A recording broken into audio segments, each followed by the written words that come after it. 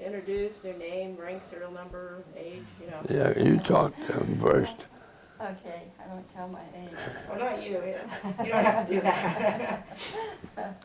I'm Jean Wallin, and this is John Edwin Wallin, and he is a World War II veteran that was at Pearl Harbor on December 7th, 1941. We are not newlyweds, but we've been married right at 10 years. I was a widow and he was a widower. My late husband was on submarines and very active in the U.S. submarine veterans of World War II, and that's how I knew him, and that's how we got together. We had known each other for many, many years, although I lived in Sacramento and he lived in San Francisco, but the organization held functions that we attended, and so I'll let you talk to him. I picked her out. Best looking gal in town there. Good choice. Yeah, it was a good choice. He knows where his dinner I never regret it. So why did you join the military in the first place? Why did I want to go? Yeah. Well, I always wanted to go in the Navy ever since I was a little kid. My father was a sea captain, but was in the merchant marines. I used to go with him a lot of time in the summertime up to Seattle. But I mean, that was a different kind. I wasn't the Navy. The Navy was pretty strict. I mean, when you can go ashore, what time you had to be back, where merchant marines were a lot more. They own you in the Navy. Yeah. So when did you enlist? What's that? When did you enlist? What date? 1940. I went in the Navy in 1940, but before I could get in the Navy, I had to get my teeth filled. I don't know how many fillings I had, and when I got them filled, I went back, and it's 6-year enlistment. It was $21 a month, but it started at $21 a month, 6 years. But then you got a raise as your rates went up. But So you were born in San Francisco? I was born in San Francisco. My first wife was born in San Francisco too, and we got married just before Pearl Harbor. When I was on the ship, when we came back to Mare Island for an overhaul, that's when they went to work on the ship there. We went up to Reno and got married. And a week later, we left and went out to Hawaii. And then I didn't see her for a long time. Oh, she was... Yeah, seamen you couldn't afford it. I couldn't afford to take her out to Hawaii. Couldn't afford the passage. But So you were on which ship then? the Monaghan, the destroyer, that's the first ship that I went aboard from after getting out of boot camp. Okay. And then you went to Hawaii? what's that? You went to Hawaii? I went to Mare Island and I catched it. That's where I caught the ship then. And they were stationed in Hawaii. We come back once a year, maybe for 2 weeks to be here. But when we came back, well, right after the war started, I guess it was about a month after, we bought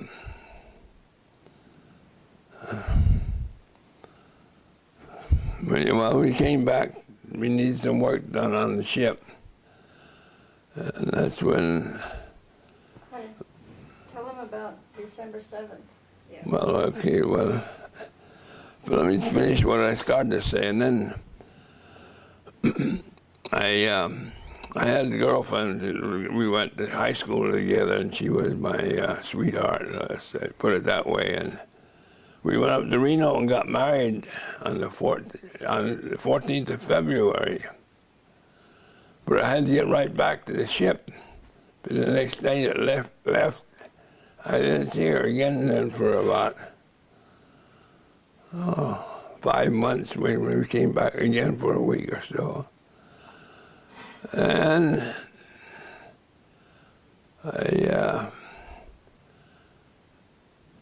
like I said, I was a veteran of Pearl Harbor survivor.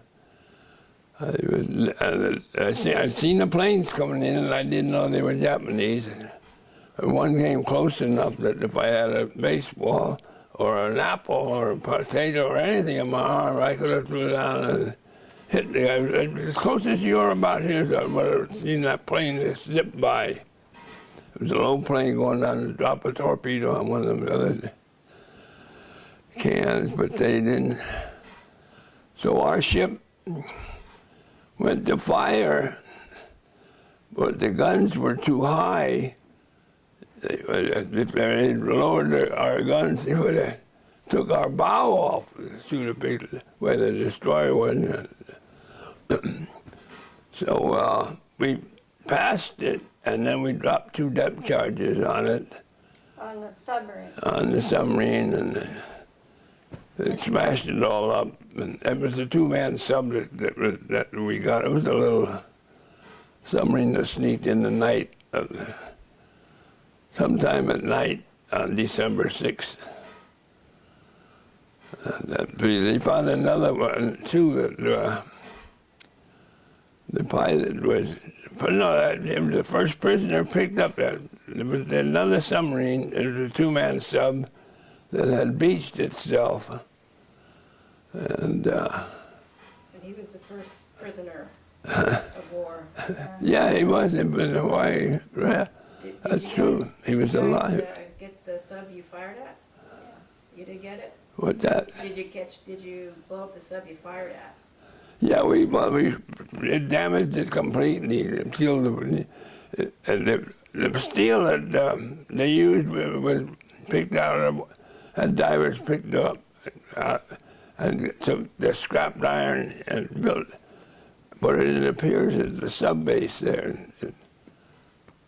They used it for just making a new pier out of it. That's recycling, huh? And so we finally went out, went around the island there, and they gave us all rifles that if you wasn't on watch, you could see anything floating in the water and seeing it moving, it could look like a periscope. We would fire at anything that moved. And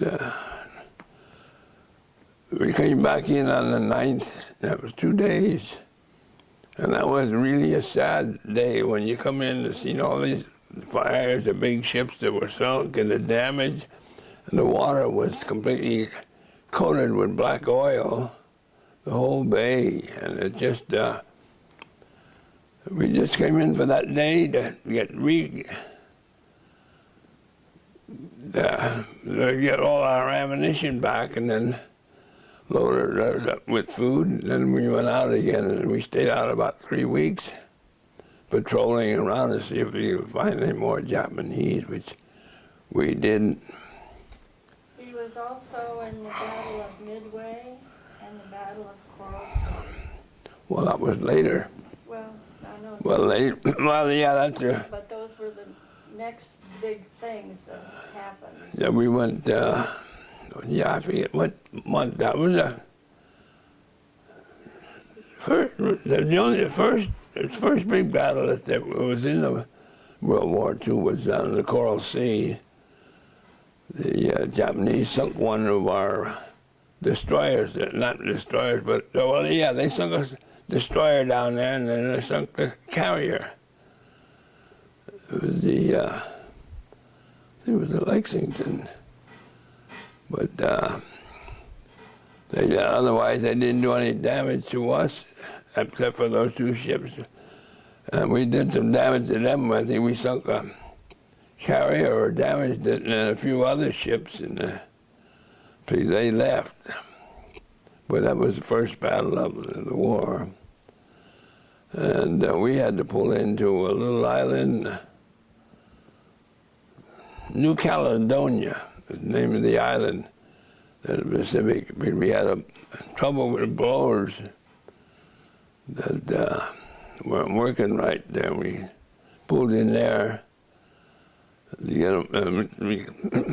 We fixed them all up, and then once we got out of that, we came back to Hawaii.